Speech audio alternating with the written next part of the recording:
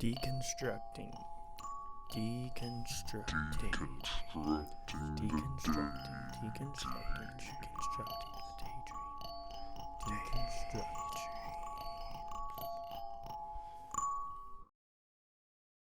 Hello, thank you for tuning in to Deconstructing the Daydream. My name's Daniel Cannon. Today joining us is Skiz. He's a producer and DJ from the Destin, Florida area. He's coming down to do a show tonight in St. Pete. We're excited to have you, buddy. I'm excited to be here. Cheers, my friend. Cheers, buddy. Good to see you. Yeah, man. How's life been treating you? Life's been good. Been traveling, making music, living. Yeah, I heard you talking about that. You just got back from Bali not too long ago? Yeah, I was in Indonesia for 6-7 weeks. Nice. How was that? It was great. Was there good Wi-Fi to still work out there, too? Yeah, but I was kind of glad that there wasn't. Yeah, you need that little headspace. Yeah, I wanted to be away from everybody. That's kind of why I was out there. Yeah. But I had my computer, worked on music, but I honestly didn't really even work on that much music. I got to DJ a lot. I actually played a pretty big show out there, and then I was DJing at a buddy's local club every week. Oh, cool. So it was really fun. But then did a lot of surfing, just a lot of just fucking chilling. Yeah. Yeah. And you had a buddy out there who owned a venue or something? Yeah, so my sisters lived there off and on for a long time. I met this kid who's actually from Cocoa Beach. Okay. You know, there's a surf shop out there that also has it's kind of like a chill, club, restaurant type vibe, like cafe, and it was pretty much like the pre-party spot. So it was 7 to 11 o'clock, girls drink free before you go out and party. But it was cool because I got to play a lot of stuff I don't ever play. Yeah. Because I was more to a chiller crowd, so just playing acid jazz and lo-fi and just shit like that. So it was a really good time playing stuff that I don't ever get to play usually. You know, that I'm booked, that people expect to see. Break away from the bass music. It was fun. Yeah. I'm sure out there's more of a receptive audience to it too, where it's not so niche, they're wanting that specific, wonky bass. No, that's just weird to them. Yeah. They're is it mostly tourists? Big house, it's a lot of tourists, a lot of locals. Big house and techno scene. Yeah. Huge house and techno scene. Yeah. Which was fun. I came back big techno head now. Itching on some techno. I've actually been writing some. So. Oh shit, that'll be fun. Yeah. You can do Skiz bass sets and Skiz techno sets. Dude, actually, eventually, I actually have another project I started that I haven't told anybody about. Nice. I've actually got some. In the news? I don't know yet. Okay. I've got a show actually in 2 weeks in Pensacola. Really? And I'm debating on covering my face up and stuff. Okay. Because I really don't want anybody to know it's me for now. Yeah. But it's a different style, just a whole different style of music that I've been really enjoying making. Yeah. And I wanted to put it out under something besides Skiz. So I've got this new name, new alias, and I've been really enjoying it. But yeah, I don't know when I'm going to do that. Yeah. I want people to listen to it for the music, and I don't want people to follow it just because they know me. Yeah. And I don't want friends to listen to it. Just play it just because they're the homie. I want it to be played because it's good music, because I like what I'm making. Yeah. Not that I don't like what I'm making, but just, you know what I'm saying? I don't want it to be a clout. Detach the hype. Yeah. I want to detach complete hype. I don't want anybody to know it's me. Eventually, yeah, but for now. And it's funny, just seeing, I've got barely any followers on all those, accounts for that alias. Oh, yeah. So it's hard having my other accounts. I don't have crazy numbers anyways, but drastic difference. Yeah. And just seeing the plays. But I've already released with a few labels and stuff. Cool. So it's been good. I'm excited about that. And under the Skiz moniker, you've released with Whittler's label a few times? Yep. How's that been? He's a big inspiration. Yeah. Definitely my biggest inspiration to getting into dubstep. Yeah. Played for him a few times. I actually opened up my third show I ever DJ'd. It was my birthday, and I got to open up for him. Nice. So that was really cool. Fuck yeah. And actually, my new alias, I have a track on their label too. Nice. Cool. Yeah. It came out on their new compilation album. There's about 50 other artists, so it's gonna be hard to narrow it down. Yeah. You've got to do some real digging and homework to. And you still wouldn't be able to tell because it's not my style. It's not what I usually make at all. So yeah, that's cool. Yeah, he played here not too long ago with Turning and Sound. Yeah. Yeah, I wanted to be here for that. It was pretty solid show. It looks sick. Yeah. I watching all the videos, and that was really when I first started seeing this place, and I was like, dude, this place looks epic. Yeah, well, they've just kind of popped up, and they've been here as a space for a while, but in terms of in the scene trying to throw shows, it's been more and more recently. It's sick. Forrest has really been trying to make that more frequent too. Yeah, that's dope, man. And Shout out Coastal Creative. yeah, shout out Coastal Creative. Thanks for letting us use your space for both podcasting and all kinds of events and shenanigans as well. You're headed to Resonate this year?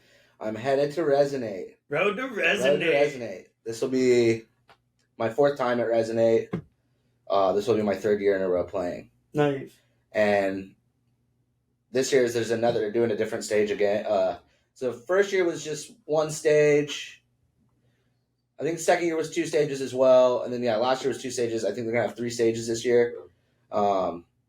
And I don't know even if they're not having 3, the second one's definitely moving somewhere else. They're doing it by Spirit Lake. Yeah. So it's cool. Like, first year I got to play at the amphitheater, which is fucking awesome. Yeah, I was I've there. seen so many of my favorite artists play that stage. It was exciting to see you there, dude. It was so fun. That was cool. It was such a good time having all my friends out there. Literally the whole pit was like Destin, Fort Walton, Right. like fam. I was like, okay. And it's cool seeing it from that angle. Like, usually I'm on the other opposite side. I've been going to Suwannee for so long. Yeah. But then I got to play on the porch stage the next year, which hasn't been really brought back in many festivals in Suwannee in a long time. They used to use it at like Wani Fest. Smaller festivals like Purple Hatters Ball and shit, they used to use the porch fit stage. So it's cool. I got to play that last year, and then now this year I get to play something on Spirit Lake. Yeah, that'll be fun. Which is sick. I'm excited. And you played Spirit Lake at Hula? Yeah, I played Spirit Lake at Hula. I did Incendia stage one year, kind of just like I wasn't on the lineup. Yeah. And then 2022, I was on the lineup, and I played the Silent Disco.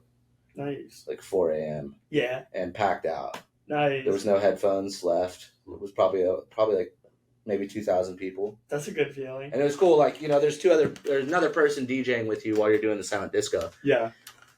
And I'm not. Most of the lot were on my channel, so it was cool to see that. That's good. You can see by the color. Yeah, right? by the color, and it was like, and you could tell how the way people grunt when you like drop something. They're listening to your channel. Because it's hard to get reactions off of that because it's like everyone's got headphones on. Oh, it's strange. It's a weird thing to do. It's very strange. Other than that, I didn't enjoy it for that part. Yeah, I'm not It's not as hype as Well, especially with our dubstep, deeper dubstep. It's heavy bass, so it's like headphones can only do so much of what you can really feel in your chest. Yeah. From the subwoofers. You're trying to shake a little bit more. Yeah, exactly. You really want to feel that bass with some of those tracks, and Sun Disco doesn't always get it, but I'm always grateful. Oh yeah, any chance to go to Suwannee and get to do anything. And I get it. 4 a.m, they gotta have noise ordinances. I'd rather be playing than not playing music. Yeah. Getting weird in the woods. Yeah. I remember I went out to your camp out by y'all were out on the river road side. Yeah. But then all the whoever security Did we have came out. a Renegade setup? Yeah. But they all kind of gave us Hula a while ago. Yeah, I think it was either Hula or Resonate, but it was a couple years back. Yeah, it was definitely Hula. Yeah, I used to set up little Renegades back there, but you have to find the right spot because they'll kick you out. Yeah. I mean, they'll shut you down. They'll kick you out eventually. Yeah, they'll give you a warning. Yeah. You do it again. But it's cool. I'm very lucky the way I got brought into going. I went to my first festival at Suwannee, and I was really lucky. Like, all my friends that brought me there were just like so tight with like people who work there. Our buddy Trey, who does all the catering. I got a buddy, Brandon Heights. He runs most of like the lighting and stuff for Hula. And so like I just met all these people that were really tied into not just the music scene, but literally the park and how stuff runs. Yeah. So it's cool to have those people around you when security or something does show up. They're a little more lenient with you. Cause this guy. Oh, they know. Yeah, exactly. No, and that's like, and I've had those experiences where they're just like, all right, turn it down a little.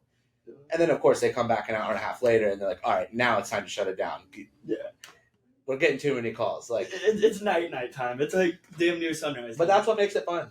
I love the Renegades. Yeah, it definitely brings a spirit to Suwannee of like, I don't know, just like do it yourself, like pull yourself up by the bootstraps. Like every kid who's got a USB drive's out there trying to set up, trying to find somewhere to play. Yeah, like Tipper, this last Tipper and Friends, it was like that. It was crazy. There was so many sound systems out there. Yeah, and like luckily I got to play like three different setups, but nice. I find myself missing music. Like, that's actually in the venue because I'm out there scouring the fun stuff in the campground. Well, right. That's I noticed myself doing that one Resonate, and I was like, I might have to go tune into some more music. I missed a lot. Like, the last Resonate, I missed a lot of music. And then in my head, I'm like, I've seen these artists 20 times. Yeah. nothing's gonna compare to these memories I'm making out here. So it's fun. You got to get a little bit of both. Yeah. You know? And Suwannee definitely like Suwannee's this fucking spot to do it. Nowhere else is like it. Yeah, that's dope, man. So, Resonate again. That'll be in a couple months. Are you doing Tipper again this year too? Yeah. You're trying to hit some yeah. more Renegades? Yeah, I'm hoping to do that. I'm hoping to bring out my sound system and run my own camp this year again. Nice. It's been a couple years since I've really done that. And I just built a sound system last year. Yeah, you didn't have that when I lived in Destin. No. You just got that recently? Yeah. What kind of, what's the setup for that? So I basically took like some older boxes and I just basically refurbished everything. Okay. Put new drivers in it. I'm learning a lot about sound systems, and this was a good way to start without dropping, 15, 20 grand on just getting a custom one built. Yeah. So I'm learning a lot by doing that. But yeah, it's been nice. Yeah, I mean, And I love having a big sound system in a trailer in my driveway. Yeah. It's ready for whenever I want to bust out some tunes. That's dope. Yeah, it's tight. I love it. And you set that up you set that up tomorrow night at Harvard Tavern? Yeah, tomorrow night in Destin. We'll be setting it up for New Year's. Nice. The last time we did it, it was my first time setting up the sound system, and it was like projecting like it's gonna shitstorm. Yeah. And it was like everyone's like, all right, we're still putting the show together, and so like Buddy James, who put it together, went out and bought like a bunch of big tarps, hung it up at Harvard Tavern, so we were like completely good. Started raining, it was like light, we were like, all right, it's gonna be fine. And then like an hour into the show, it's raining so bad that like we're with like broomsticks pushing off like hundreds of gallons of water that's like collecting in the tarps. Oh, shit. And it was like so nerve wracking, like starting to leak on the speakers, which like the speakers so much can get a little, like they can get wet. Yeah. It's more like my amps that's powering it all. So like I had those pretty protected, and then dude, like we just got like a random gush of just like rain. And this one tarp filled up so much and then just busted. And like where it drained out was directly onto my laptop, onto my mixer, onto all my amps. Literally like water was like, I reacted so quick. Immediately, like half a second, I unplugged everything. So it all lost power. Because if it was running while the water got it, like, that's good. Had time, it would have fried everything. And like by the time I pulled it out and it all unpowered, there's literally water pouring out of my amps. I was like, and it was my first gig. I was so fucking upset, like, but I was just freaking out. But I reacted quick and I saved it. I immediately, like, luckily I live across the street, so I like immediately unplugged everything and took it to my house. Put like 6 fans in my studio. Put my amps in my studio. Dried it out. Left them in there for like a week, like dehumidifier. Bury it. Week later, it cranked back up. That's good. And your computer and mixer were cool? Everything was good. Nice. Thank God. Yeah, well, fucking not a lot of cover out there anyways, and then you're trying with like tarps and shit. No, and then like luckily, show had to go on, and like there's like a little bit of extras. We had it set up big. We had an LED wall and stuff, so we had like big production. So instead, a lot of people left. Dude, we were taking like an hour and a half trying to figure out what to do, and like a homie had like 4 subs in his car, like 4 just like Electro Voice subs that he brought those out, and we just like set it up near the bar. Nice. And then just went on till like 3 a.m. Nice. You solved it quick. Yeah, it was tight. Yeah. And then it turned into like a little 360s like type thing. Yeah. So it was like everyone just surrounding the decks, and it was super cool. I wasn't even playing that night. I was just running sound, but it was cool to just, that happened. We're like, we're totally fucked, and then now we figured it out and still at least got to put a show on. People got to have a good time. Yeah. Yeah, that's dope. Yeah. And y'all been doing like, I don't know, Destin's got a lot ahead of yours than when I lived there like 5 years ago. Yeah. You guys do a lot out in Pensacola way too. I haven't even been to that spot. What's it called? Yeah, it was called Easygoing Gallery, and then these people bought it over. This guy Chris, he's a really good dude, and he's totally revamped the place. Now it's called Subculture Pensacola. Okay. And it's super tight. Like beforehand, they didn't have a liquor license, so it was just like hard. Like everyone would just like sit out front, drink out of their cars, miss a lot of the music. Yeah. And so now they have that. Like people are actually staying inside drinking. Totally rechanged place, new sound system. And yeah, it's sick. Like, he's put on a few shows. My label had a takeover there a couple months ago, but he's really just like revamped it, and it's been awesome. Good for Pensacola and Destin. We're only an hour apart, so it's like it's a long hour when you're like. It's a fucking long hour at 4 a.m. when you're on your way back. Yeah, that's what I was gonna say. Like the way there when you're excited, want to go party with friends. Yeah. The way back. Shit. It's sketchy. Yeah. But yeah, no, I mean, and y'all are starting to do more shit in Fort Walton too. Y'all, there were a lot of shows happening. That vibe. Yeah, does For a that while. still happen or not? Okay. No, I closed down. Okay. But now There's- downtown music hall is like downtown music hall. I don't really go there that much. But yeah, we kind of just throw some pop ups. Like we've been doing stuff like just at the parks on Sunday. At least more during the summer. Yeah. There's this public park. We'll bring the sound system and generators and just set up and freak people out near us. Yeah, I saw my friend Shayna snaps of that. Yeah, it's tight because then like everybody brings food. We grill out, bring paddle boards and shit. Like some people pull up on a boat. It's so fun. We kind of used to do something similar down here by the bridge. Yeah. But it's mostly like died down as a tradition. It got a little too out of hand. Yeah, I seen that start years ago. Yeah, and it was fucking back then. It was like a shit show of hecticness. Like I think the issue with it was that kids were getting fucked up and then like wandering into the dark waters at night, and it's like, all right, bud. Yeah. Maybe don't get so fucked up that close to water. Yeah, the one like you like doing. You gotta like ring it in a little when you're doing like stuff out in the public and you're trying to like. Yeah. You got to be on your best behavior. Right, you're trying to kind of promote this culture, and it's like you don't want it to be seen in a bad light to like police, local like people out there with families. Yeah, tourists who are just fucking stopping at a beach and they're like, huh? Yeah, it's got to be a little chill. Yeah. Yeah, a little down tempo, maybe not so many drowning kids. Yeah. I agree. Yeah. And you've got festival and a couple shows coming up. Any other shows that we haven't chatted on? Yeah, I've got a show with my new alias. I'm not going to talk about that. Yeah. Yeah, and then actually February 1st, my label, we're throwing a show at TK Lounge. Okay, cool. With part of the Microdot and Salty tour. Mm-hmm. And then be a Dub Emporium takeover. My label is Dub Emporium. I'm co-founder of that. And so we'll be doing that. It's gonna be a banger. I'm super excited for that. Nice. Resonate. I can't wait for that too. Yeah. It's like a week after my birthday. Last year was on my birthday. I played on my birthday, so that was sick. That's a good little twist of fortune. Yeah, not too many things that I can even think of right now. I know I got some stuff, but I've been kind of laying low on bookings. Yeah. Well, we got you on a last minute one. Yeah, I know. I'm super. Thank you guys. I'm super surprised. Yeah, because I have a show tomorrow on Destin. My manager hit me. I was like, they want you to come to St. Pete. It's like 3 days before the show's even happening. I was like, damn, really? It's like, all right. I was like, if I make it back in time, I'm in. Yeah. That's dope. Yeah, I'm stoked. And I've never played here. Yeah, you played at TK a time or two, though? I've played there twice, yeah. It's a little different of a crowd. Like, TK gets a little bit more, like, I don't know, gritty and urban somehow, even though this is, like, right in the downtown area of, like, a city. Yeah. Well, it's like a fucking dive bar almost. Like, not even, like, it's like a dive karaoke. Like, it's hard to but it has a great sound system. Yeah. It's so weird. Yeah, this is a better space for sure. So, like, the sound they have there is cranked to the max. It's all glass, so it sounds terrible. I know. That's my biggest issue. Yeah. Like, I really need the noise cancellation. This sound system needs to be somewhere else because it's a great system. It's fucking fat.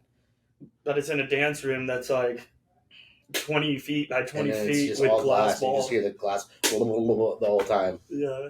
But it's still a fun place. Oh, yeah. And the best part is they have it cranked up so loud if you're outside smoking a cigarette or something. You can still, you can hear it pretty clear. Yeah, it's fucking loud for sure. Yeah. Yeah, that's dope. Salty and Microdot who you're playing there with. Yeah. But you're doing a takeover with your label? Yeah, so my label, the Dub Emporium, I started that maybe a little over a year ago. December last year, basically. We dropped our first compilation album last December, and then we just dropped our second. We're going to do it every December. We just dropped our second one like a couple weeks ago. Nice. But it's cool, yeah. So me and my buddy King Joe started it. Okay. And it's just 140 dubstep label. Our motto is the voice of the underground. Yeah. So we're really trying to promote like underground dubstep artists that, don't have a huge following but are making great music. Yeah. A lot of people go unseen. I mean, everybody makes music these days, so it's not hard to find good music. It's just, I don't know. It's sometimes it's hard to find somebody who's putting out amazing stuff, but they're so overlooked because it's so oversaturated. Yeah. So we're just trying to help people do that. And then while we're doing that, we're obviously try to sign some bigger people. We did a release with Torcha last year. We did a release with Microdot last year as well, which, you know, it helps gain traffic. Yeah. Which, like, the amount of traffic we've gained in just 1 year has, like, exponentially grown like crazy. And it's definitely helped having those bigger artists has definitely brought the traffic there. And then in turn, that helps our smaller artists because now we have more following. So now every time we put out more stuff with these smaller artists, they're getting seen by someone who came to follow us just because Microdot or something like that. So yeah, it's been awesome. We've done a few takeovers. Nice. Yeah, I'm super excited about it. It's like me and my buddy Joe that I run it with. It's like our main. It's like our baby. Like, yeah, he's cool. He's tight with the Lowe's Only kids too. Yeah, They were yeah, talking yeah. about him. Yeah, they Lou, I think, is his. He's like managed by the kids that run Lowe's Only Yeah. and stuff. But yeah, it's been cool. Like, we kind of we've taken a little step back from our careers musically, like a little bit, nothing crazy, but just to focus on this more because we just, I don't know, we see this more as a long-term thing than just ourselves as like how we're doing as artists. Yeah. Which, like, you know, we're still putting in our time to that, but Yeah, and the two kind of complement each other. It seems. yeah, in a way. exactly. So, like, you know, I'll release music on it. He releases music on our label as well. But yeah, we just have a really awesome community. Yeah, no, for sure. Like, it actually started. I started a Discord server myself, like a year and a half ago, and it was just kind of like a Skiz fan base server because I got off Facebook because I just don't do Facebook anymore. So I wanted a way to still communicate with people, like a lot of artists, without going through Instagram and stuff. So I started a Discord server. It was Skiz's Dub Emporium, and then me and Joe were really Joe was really active in it and inviting people, helped me really build the server up. So I was like, all right, we'll just make it me and yours Dub Emporium. Yeah. But it was still supposed to be just like, you know, a server for people who want to learn, share ideas, you know, give each other feedback, learn new things, shoot the shit. And then, we just started getting so many people. Like, I don't know, we just came up with the idea. We're like, dude, let's turn this into a label. Yeah. Like, because a lot of the homies in there that were sharing music and stuff, I'm like, live in big cities. I don't know. We just wanted to, I wanted to help get some of these cats' names out there. Yeah. And it was a good platform to do that. So that's what we started the Dub Emporium. Yeah. We've got kind of a similar, goal. It's like, you know, each week kind of getting just varied artists, and maybe people start tuning in for hearing you, and then next week they hear, we try to get people from a lot of different fields. Right Yeah. now it's been a lot of DJs just because it's, again, oversaturated. They're Yeah. everywhere. You can throw a rock and find a DJ. But yeah, it'll highlight the whole arts community Yeah. as a whole and kind of build each other up. And views from this kind of leak into that. Same with the Dub Emporium idea. Yeah, because then you're like, oh, you came here to, I don't know, say you're interviewing just like a visual artist or something like that. And then someone's going to watch that. You get sucked into YouTube. Next thing, your next one pops up. And like, oh shit, they're halfway through the next episode, you know? Yeah. And you're like, oh, I'm gonna go check out this artist's music. Yeah, and as a whole, it should upbring the whole region because right now, it's just 100 kids from St. Pete who follow it, but they'll tell their friends, and then their friends will get involved. Yeah. And everyone's an artist. It's I'm not great with music. I've tried, but it's definitely a difficult one, and it takes a lot of skills to hone over time. Yeah, it's a lot of not giving up. Yeah. Which is super easy to do. Yeah, for sure. For something that takes a while to learn, I've done it with multiple things where I have stuck to it, and there's a lot of things that I wanted to try, and I just couldn't. You stick to something, stay consistent, and it'll happen, When did you start with music as a whole? I started DJing in 2019. So, yeah, I started DJing then, and then I really, I kind of fucked around with producing, but not really. I had Ableton, but I didn't know what I was doing. I didn't take it too serious because I was actually running, a production company at that time myself, so I just didn't really have the time. Yeah. Throwing my own events and stuff. And then, late 2020, I started producing, and then got really serious and got some mentors and stuff to really learn. And so, yeah, I've been producing, I would say, 3.5, 4 years solid now. And nice.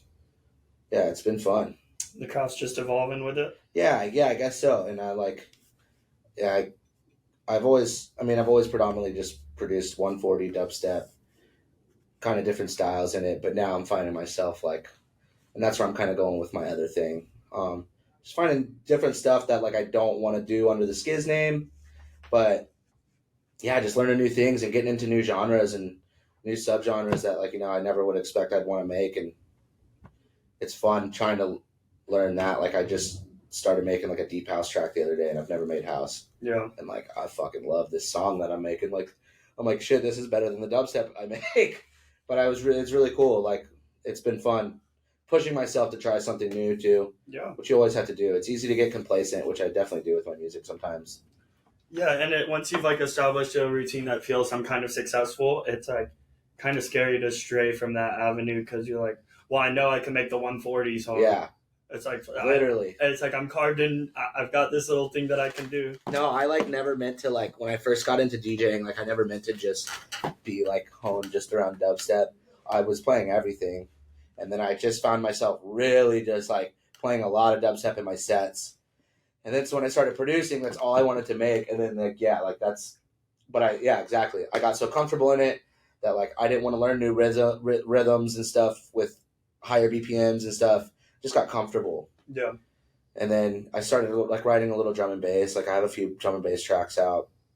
But yeah, it's good to just like push yourself because if not, staying complacent. It's just you won't learn anything, and then you get bored of it if you're not pushing yourself, Yeah.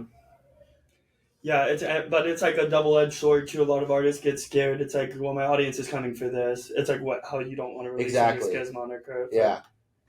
You got to build a new alias sometimes. Sometimes people just say, fuck it, and I'm not going to get pigeonholed, and I'm just going to release whatever the fuck I want. It's tricky. And that's how it's been a hard debate on like, I don't know. I've been thinking about this new alias thing for a while, and I don't want to quit both. Like, I don't want to quit Skiz at all. I still want to do both. But yeah, I just don't like the type of stuff I'm doing with my other name. Like, some of it's pretty still hype and could be a club banger, but like the sets I want to play when I DJ, it's not stuff that like everyone's expecting. Like, it's going to be pretty niche. Yeah. And so like, it would be weird for me to just start playing like sets like that under Skiz. Like it kind of just wouldn't be like I don't think I have a bunch of people who follow me anyways, but like people who do know me and know my sets kind of know what to expect. And so if I was just throwing a lot of stuff that I've been getting into with that alias in, it would just seem off a little bit. Yeah. And I want to have those two different worlds too, because I want to play those kind of sets like that under just that, and I want to do some vibey shit. Yeah, it's a good way to split the vibe and like the expectation of it. But it's scary too, like being like, oh, or I could just redo myself and have all my followers and it's not about the followers, but it's hard when you don't have followers for your music to get in people's ears. Yeah. And my thing in the end is like, as long as I like my music, I don't really give a shit if nobody else likes it. Yeah. Like, I mean, I hope people do, but like, I like it. I'm making music for myself because it makes me feel good. And if it can make others feel good too, then fuck yeah. But in the meantime, it's just like, you got to stick true to you. Like, that's what creating should be about. Like always, is just like the art's for me and it's my self-expression. But like, that's great if it connects with you. Yeah. This podcast is like very irrelevant right now, but it's fun as fuck for me. I get to talk to artists every week, so I'm like, yeah, that's sick. Yeah. Well, and then like you just started. Once you get, I mean, I love podcasts. Nice. That's good to hear because it's like I don't know how many people in the scene really listen to. Like, all I watch is comedy podcasts, mostly all comedy podcasts, but that's all I do. Like nowadays, like unless I'm like sitting down in my studio, I don't know. I barely even listen to music that much. Yeah. I'm just like I just listen to podcasts all day. Sometimes music gets a lot though. Like I don't know. I mix it up a lot, but like if I need my brain to be mentally stimulated, I'm not listening to music. I need like a conversation that's like keeping me present there. But yeah, so over time, like you obviously, you're learning your bits and getting comfortable, learning your questions, and I just it'll just start flowing eventually, and you get more creative on different ideas for the podcast because you're just learning more. Yeah, we've been real busy with it, but we want to start doing like skits to break it up, little just like nonsense to kind of like break up the monotony of it. And I would love for it to be a more comedy type show, but I'm normally so like either nervous or wanting to get information across that I'm not like being goofy enough, but I've got some goof in me. That's how I am. Like, I know you're goofy. You know I'm a goofy fucking person. Yeah. But it's hard when you're like on camera and you're like you want to be fun. It's different. I don't know. Yeah. Well, I know. Like I've been wanting to look into like doing stand up, and there's a ton of great venues in town for it. Sick. But yeah, it's a whole different thing than like making your friends joke around with you. It's like you guys are expecting me to make you laugh right now. Like, oh.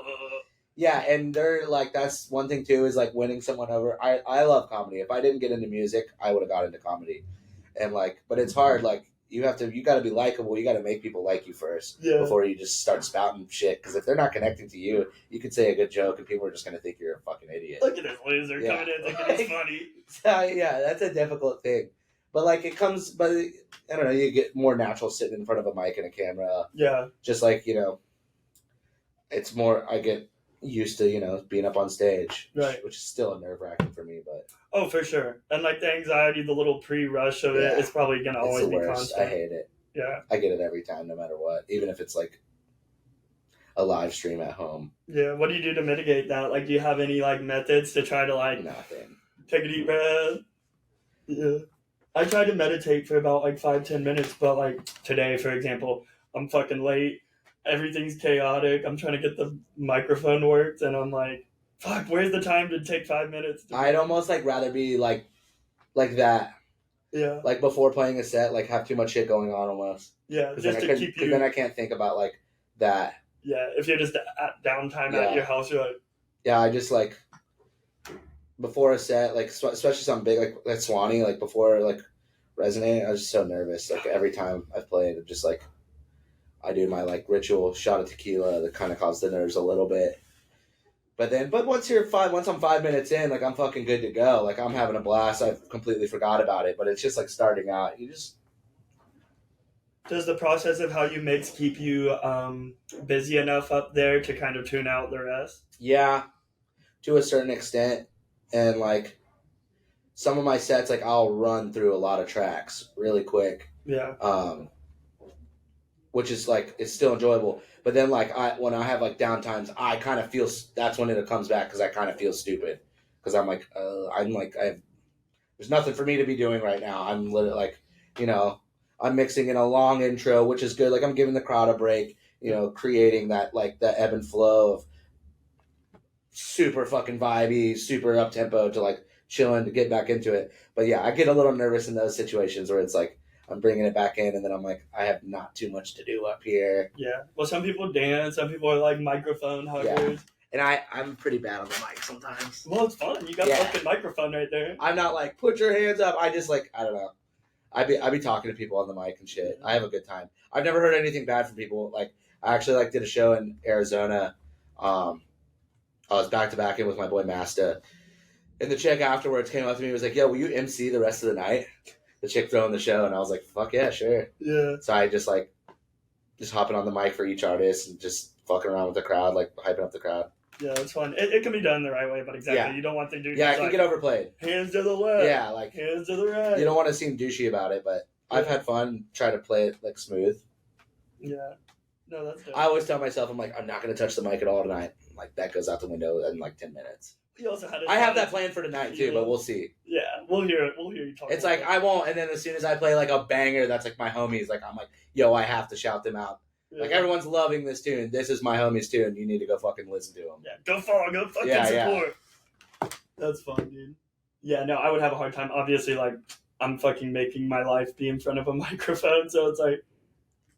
I'd play music. I'd get the crowd going. And you guys want to hear fucking joke? I got 3 loaded up. Let's go. Dude, stand up at a fucking festival is tight. Yeah, well, Taboo's been getting into that shit. Like, really? Pretty niche. Yeah, he like does stand up. Oh yeah. I haven't seen him do it, but I've heard about it. That's sick. Yeah, no, I haven't been to Wakan yet. But yeah, no, it'd be dope. And like, with other artists who I've talked to who aren't like musicians, they're always like, where's the focus on other arts at a festival? But yeah, for like, sure. Comedy's a huge art. And fucking set up a little theater, like plays and shit. Dude, one Okie, they had a theater thing set up, and they were doing, it was all sketch comedy, but it was but it was like crowd interactive. Yeah. And this was like, I think it was like 2018 or 2019, and this was back when I used to do psychedelics. and I was like tripping on acid and super crazy. Like walk up on this and I was like, what is going on? And it was so fun. But then like they call me and my friend, I'm like, oh, like tripping.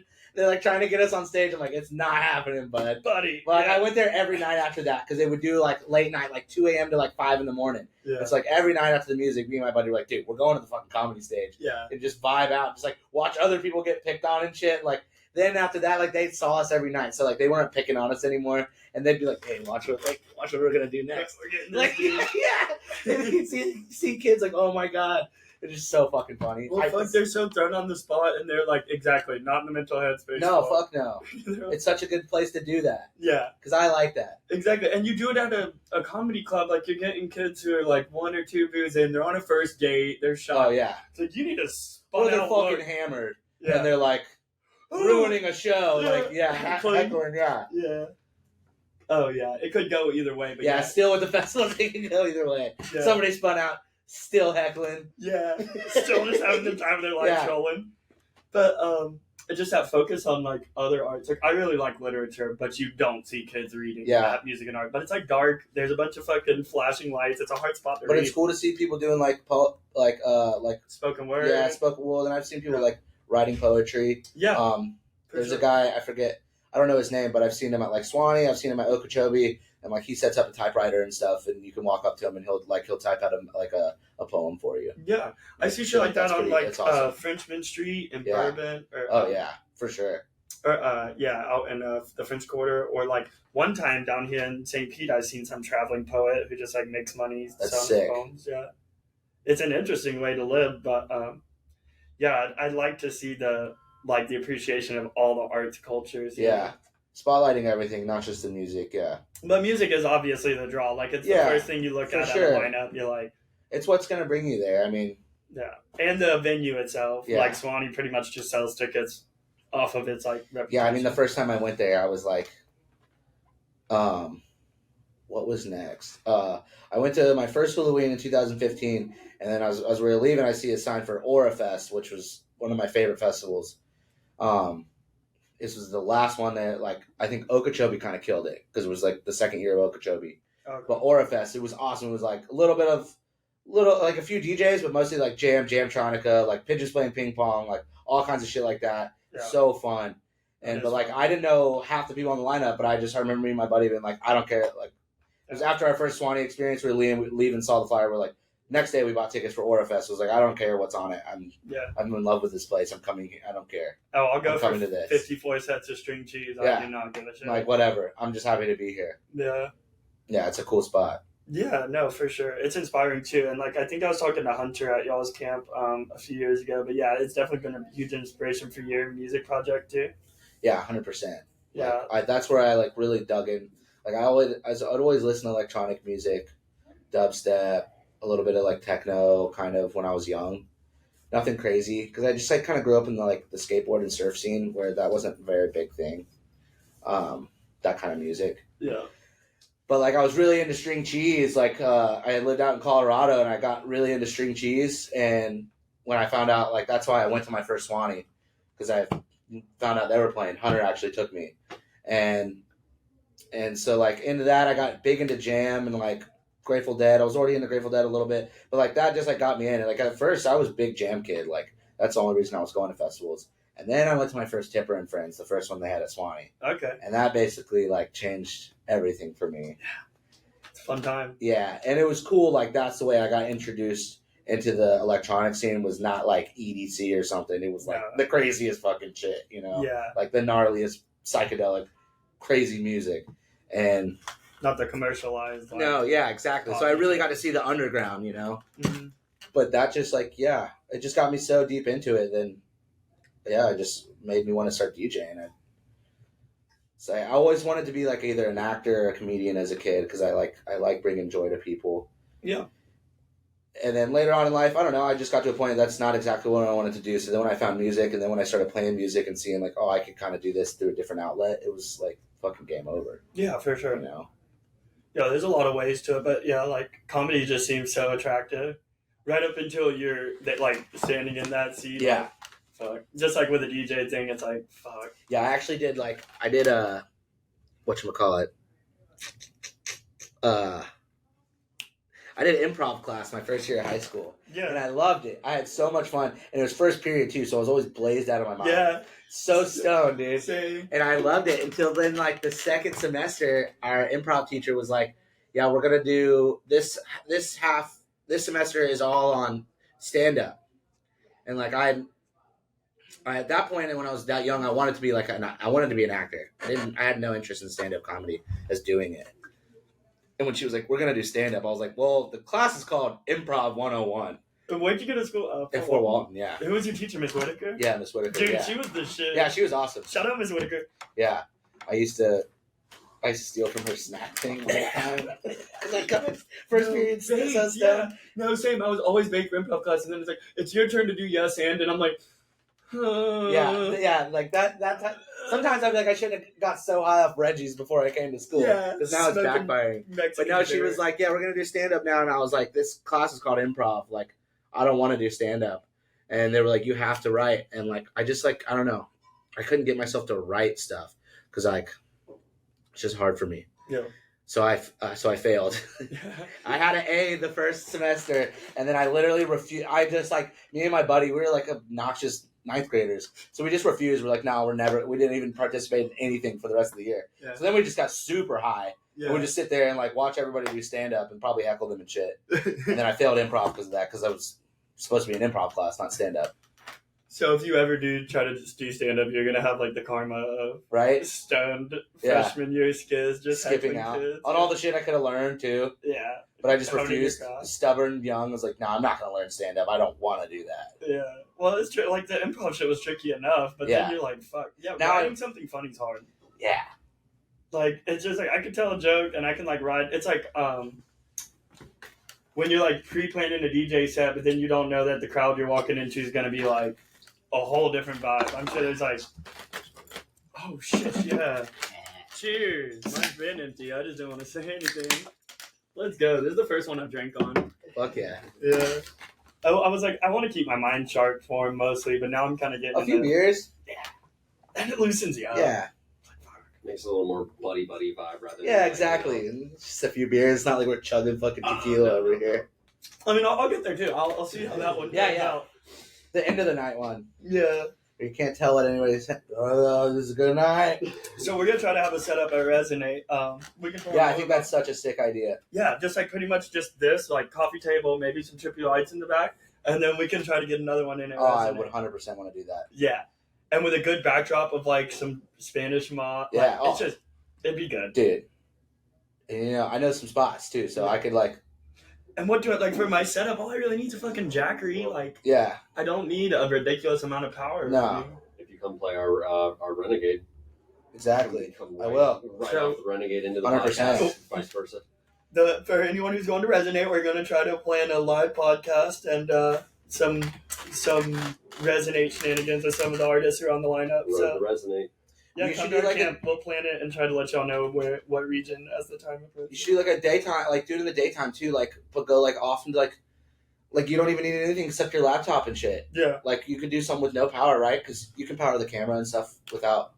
Yeah, I don't need much. I can Yeah. carry everything. But like you could do something like off, like I'm in thinking like about off in the Red House trails Lake and or shit, like something. or like off in the trails over by the river. Yeah. It's so beautiful back there, dude. Like I know, because that's where we used to camp back by that river, and like, Yeah. dude, you could set up some beautiful backdrops.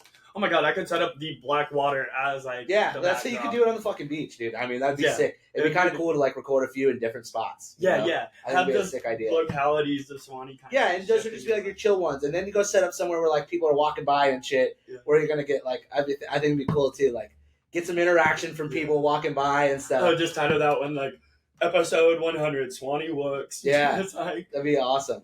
hey, come here. You know, flag them down. You look fucking insane. Come here, sit in that chair. And they love it, dude. Oh my god, anyone loves the opportunity to just be like, On camera. and like the crowd's so creative, they really allow for so much Oh, you'll like back and forth, you know? yeah, and you'll probably some people will come up with some crazy like trinket thing, weird joke, like Yeah.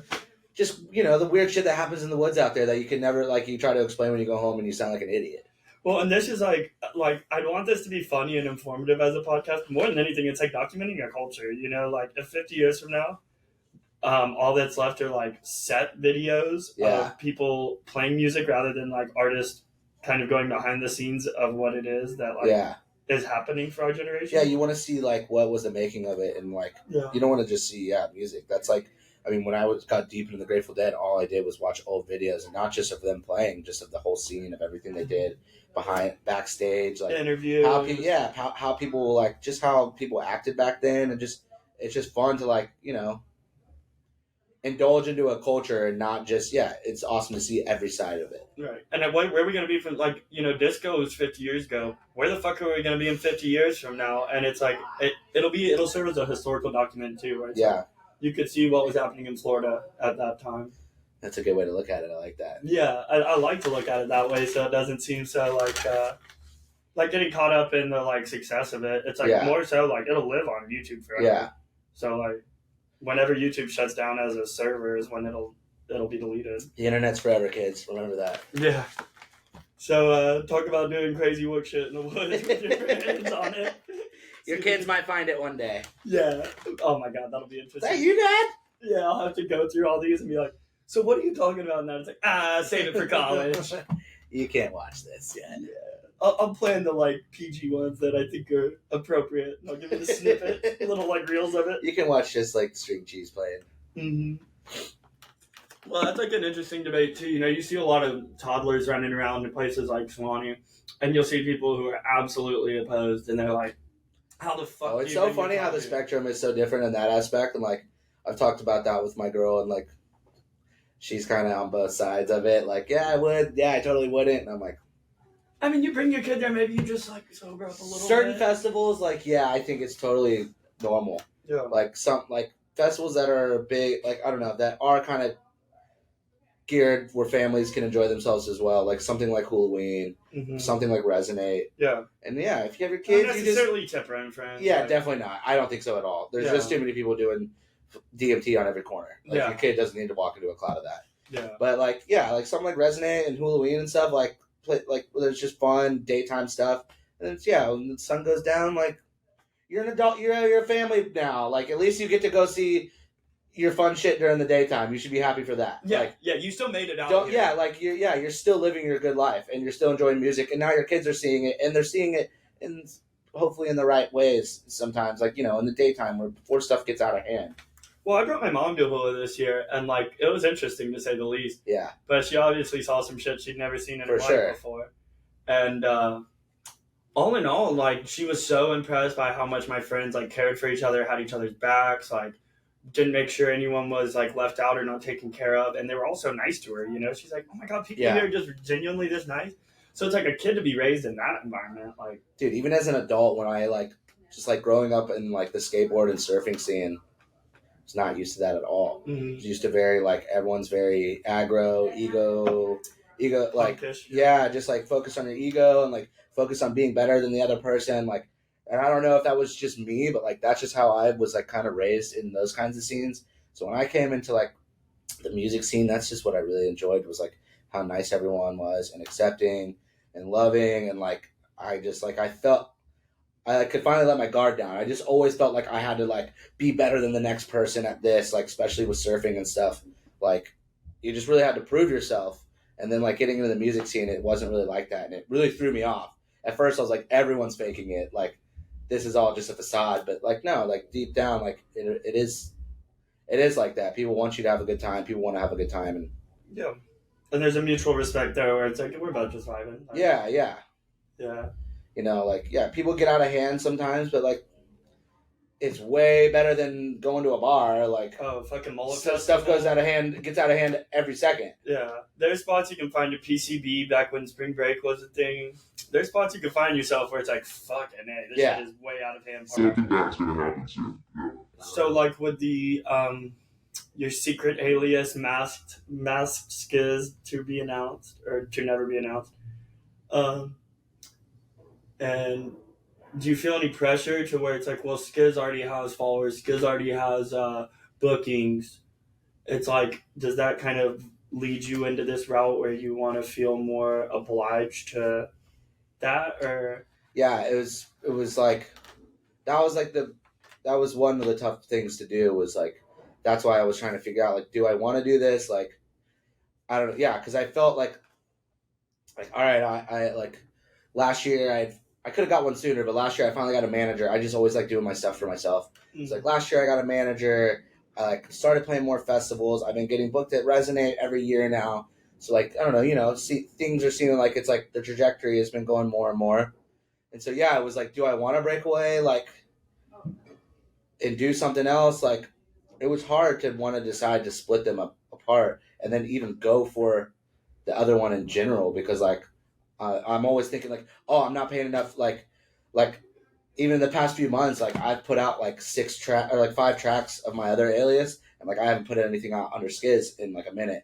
And I have some stuff in the works right now, but it hasn't been on the top of my priority. And then I get on myself like, oh, am I gonna lose that? Like, what are you doing? Like, this is what you're known for. If you do that, nobody's gonna think of you anymore. Because like, even if I made the announcement that I switched to this, like. Yeah, it's been a hard thing to like decide on whether to do that. But like I said, like earlier, just like it's about me. It's like not it's all about me, but it's the creativity is for me. Like I'm not creating stuff for like with anybody else in mind. Yeah. Like and so it's not for the harbor rats or the I'm doing it for myself, and like I would just be like cutting myself short if I didn't follow my other passions. Yeah. Because who knows, like. What if some other thing I start blows up way quicker than Skiz did? Or like the first thing like what if that was supposed to be the route the whole like not the whole time, but that could be the thing in the long run. So it's like when you have a creative idea, it's hard like and you really feel it because like I was trying to come up for a name for a while. I actually was like started thinking of names that resonate last year. I was hanging out with the artist Pathway. It's my homie. He came down to watch me play that at the festival and camped with us. But we were coming up with a bunch of silly ass names because I was telling him I was feeling just like a direction of something else. But like that's kind of where it started. And then I like struggled. I was like, do I want to do this? Like, am I going to be disappointed when I put a lot of hours into this new music and like I only have 20 followers and are people going to listen? But then I have to keep remembering like, listen, like you like it, people will like it. Yeah. But so I'm glad I did that. Do you ever get worried like so, like, the podcast is pretty much what's been taking up most of my time in terms of hours of, like, editing, finding people, booking the shit. But I'm trying to write a book, and that's kind of my first and foremost priority. And, like, some days I feel like I'm just putting too much on my plate, though. Yeah. And, like, I have little other creative outlets, too, that take up nearly not as much time. Yeah. But, some days when I'm overwhelmed, I'm like, fuck, it feels like, slow down, cut one thing out of the picture. Like, do you feel like with the label, with the being a sound boy and with being like different music projects and putting your feet there. Like so I have a music label. I now have 2 aliases. I also run my own business. Yeah. So like it's really hard. Yeah, I work full time too. Yeah, so like it's hard like I'm being a business owner and like I've been a business owner for this will be my 3rd year now. And so like it's hard to like when that's going full swing, it's hard to dedicate. I'm like, oh, I'm going to fall off. I haven't put anything out, like any content for Skiz. But then I'm like, but I'm also, I don't know, I'm getting older too, but I'm like, but this is also my livelihood, like my business I'm starting. Like I don't know, it's hard to like weigh them all together. Yeah.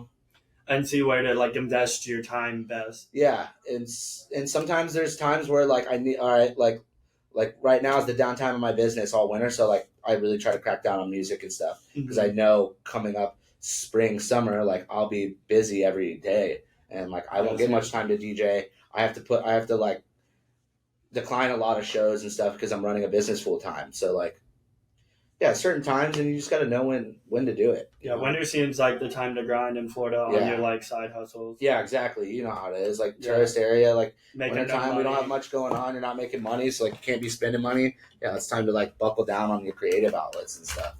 Yeah, same. I've been trying to like really focus in on this and the writing while I'm not making money. But yeah, soon I work on the beach, so it's gonna be like fucking hectic, wild. I'll be making good money, but then it's like, fuck. You don't want to do anything after that. Yeah, you're cashed after that. Yeah, you want to go home. You want to find your especially working on the beach, sitting outside all day. I get it, man. I have boats. Yeah. Yeah, so it's like sitting on the boat all day. Even now, like I have employees on my boat, so I'm not really out there all the time, but still, it's a lot all day. Yeah, for sure. That's so, man. Fuck, dude. I feel like we've touched on a lot. Going back to that idea of the last thing I'd want to say, I just read The Creative Act by Rick Rubin. Have you heard of that book? It's fantastic. Rick Rubin's like, I know Rick Rubin. I'm sure. He talks a lot about like how it is important to kind of plant a lot of different seeds of creativity and like in the beginning phase, kind of like spread yourself thin in this aspect, but then like see what's holding an emotional charge or like what's really like keeping you up at night. That like is it Skiz or is it Dub Emporium or is it and then honing into that and like because pretty much whatever's holding your attention and your like investment is what's probably going to be the one. Yeah, exactly. That, like, I like that. Yeah, it's a fantastic book. I'd 10 out of 10 recommend it. It's inspired me to do pretty much all of this. That's sick. Yeah, and it's like half spiritual guru and then half like just practical. This is how you make art. This is like step-by-step guide on how you become an artist. It's sick. Yeah, 10 out of 10 recommend it. Dope, man. Well, everybody, thanks for tuning in. If y'all want to check out Skiz, he's on Skiz. What is it? What do you can follow me on Instagram. It's Skiz music with a K, and then SoundCloud it should just be Skiz. Spotify, Skiz. Yeah, follow the Dub Emporium. We're on Instagram, SoundCloud. All our music. That's actually one thing I forgot to mention. On the Dub Emporium, all of our music is free to download for DJs. So we want to get this music out into people's hands. There's ways you can support us monetarily through our Bandcamp, buying merchandise. You can purchase the music if you want to. It helps us to continue to put out free music. But that's one of our main goals is putting out all the music for free for not just up-and-coming DJs, but just for anybody, man. Like, play our music. That's what we're going to put it out for free, easier for you to get. But yeah, Dub Emporium. Do you like have any kind of accessibility to the stems to let people try to like? If you want to follow us on Discord, that's where you could get. Yeah, it's like the way stuff. Like so like if you really want to get into like honestly that too, like if you're a producer, a dubstep producer, you want to be with like-minded individuals, you want to learn some things, follow us, hit us up on, because you can't set up a Discord invite, it'll like go away after like a week, so we don't have like a link for it. So if you DM us, like we'll give you we'll invite you to the Discord. But the Discord's great for people to learn stuff. We can remix each other's tunes in there. You can get feedback, and we want the community to grow because I want to help I want to help us learn more and more and more with each other. I'm dedicated to the dubstep scene, the underground dubstep scene. So I want to do everything I can to build it up with our label and just any way we can, Nice. Do shit for the scene. Yeah, man. It's just any little bit helps, and it seems like you got a lot cooking to help out people. So got a lot of stuff going on. Nice. Fuck yeah. Anything else you want to touch on, man? No. It's been a hell of a time. Yeah. I appreciate you coming out. I'm excited to see you play tonight. Yeah, dude. I'm excited. Thanks for having me out, brother. Yeah, man. We'll get you again in March, playing some Renegades and talking with some Suwannee backdrop. Oh yeah. We'll get some funny ones in that clip. Oh, dude, yeah. I promise the comedy. The comedy will come out in that one because I'll be in my Suwannee form. Yeah, and that's where shit just starts flowing. I'm gonna have like fucking crazy hair, dude. I'll fucking do something crazy. I'm with it. Yeah, bet, dude. Awesome. Cool. Appreciate you guys. Tune in next week.